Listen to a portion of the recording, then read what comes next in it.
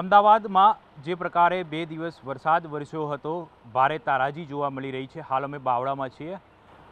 આકાશી દ્રશ્યો બતાવવા માંગીશ કે હું કયા પ્રકારની પરિસ્થિતિ અહીં જોવા મળી રહી છે. ચારે તરફ માત્ર ને માત્ર પાણી જોવા મળી રહ્યું છે.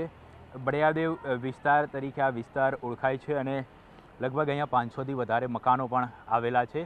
કયા પ્રકારની પરિસ્થિતિ છે તેનો સ્પષ્ટ અંદાજ આ દ્રશ્યો પરથી જ આપ લગાવી શકો છો, કારણ કે પ્રથમ માળ જે આ બાજુ જોઈ શકો છો, આ પ્રથમ માળ મોટા ભાગે પોણા ભાગનો જે ભાગ છે તે પાણીની અંદર ગરકાવ થઈ ચૂક્યો છે. તેને પરિણામે લોકોએ ખાસ કરીને ટેરેસ ઉપર અથવા તો અન્ય કોઈ જગ્યાએ પોતાનો સહારો લેવો પડ્યો છે. ઘર વખરી પણ બચાવી શકાય તેટલો સમય તેઓને મળ્યો નથી. પાણીનો પ્રવાહ એકદમ આવ્યો હતો અને પુષ્કળ પ્રમાણની અંદર પાણી અહીં ભરાઈ ચૂક્યું હતું, એટલે ઘર વખરી સરસામાન જે અનાજ આ તમામ વસ્તુઓ છે તે પલળી ગઈ છે. જે દ્રશ્ય પરથી જ જોઈ શકાય છે કે અહીંયા કેડથી ઉપરના પાણી ભરાઈ ચૂક્યા છે. ચારે તરફ આ જ પ્રકારનો અહીં માહોલ જોવા મળી રહ્યો છે. અનેક મકાનોની અંદર, તમામ મકાનોની અંદર પાણી ભરાઈ ચૂક્યા છે.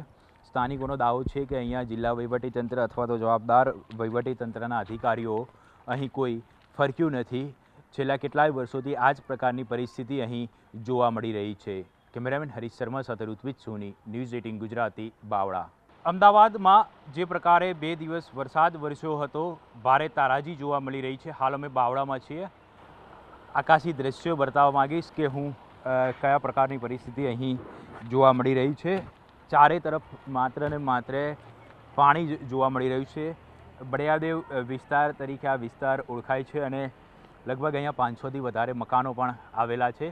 કયા પ્રકારની પરિસ્થિતિ છે તેનો સ્પષ્ટ અંદાજ આ દ્રશ્યો પરથી જ આપ લગાવી શકો છો, કારણ કે પ્રથમ માળ જે આ બાજુ જોઈ શકો છો, આ પ્રથમ માળ મોટા ભાગે પોણા ભાગનો જે ભાગ છે તે પાણીની અંદર ગરકાવ થઈ ચૂક્યો છે. તેને પરિણામે લોકોએ ખાસ કરીને ટેરેસ ઉપર અથવા તો અન્ય કોઈ જગ્યાએ પોતાનો સહારો લેવો પડ્યો છે. ઘર વખરી પણ બચાવી શકાય તેટલો સમય તેઓને મળ્યો નથી.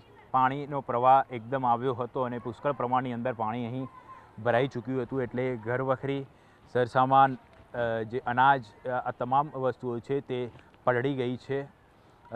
જે દ્રશ્ય પરથી જ જોઈ શકાય છે કે અહીંયા કેડથી ઉપરના પાણી ભરાઈ ચૂક્યા છે. ચારે તરફ આ જ પ્રકારનો અહીં માહોલ જોવા મળી રહ્યો છે. અનેક મકાનોની અંદર, તમામ મકાનોની અંદર પાણી ભરાઈ ચૂક્યા છે. સ્થાનિકોનો દાવો છે કે અહીંયા જિલ્લા વહીવટીતંત્ર અથવા તો જવાબદાર વહીવટીતંત્રના અધિકારીઓ અહીં કોઈ ફરક્યું નથી. છેલ્લા કેટલાય વર્ષોથી આ જ પ્રકારની પરિસ્થિતિ અહીં જોવા મળી રહી છે. કેમેરામેન હરીશ શર્મા સાથે ઋત્વિજ સોની, ન્યૂઝ 18 ગુજરાતી, બાવળા.